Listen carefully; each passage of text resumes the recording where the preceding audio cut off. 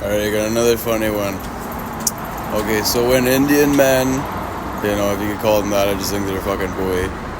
When they be calling fucking each other a bro, more than fucking dumb kids in America and Canada say the word BRO.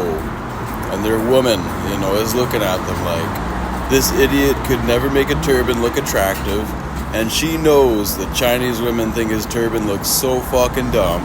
Okay, and he thinks he needs a turban to have a third eye.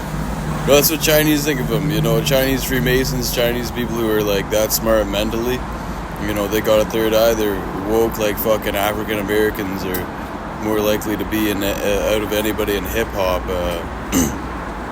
though they then fuck it up by being a nigger and not teaching anybody else in the world in the audience, including their own African American people. No, they consider you shit low quality if you don't think of a third eye yourself, if you're an African American. They're not trying to tell you the message, as they call it, the message, They don't try to tell anybody that. No, if you are that African American who even thought it, then you're a nigger.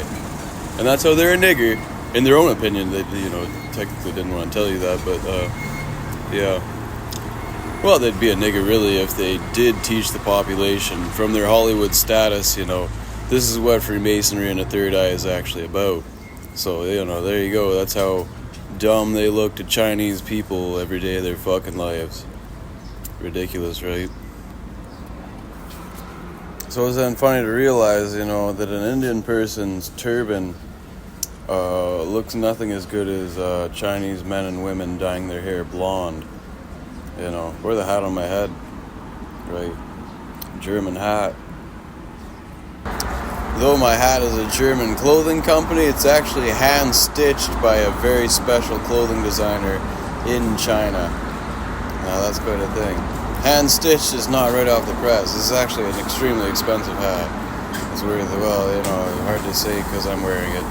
At least tens of thousands of dollars technically, but because I'm a Hollywood star wearing it, could be even millions, really. And another thing that's funny, that I thought of, the way black people even call themselves black when they're not actually black at all.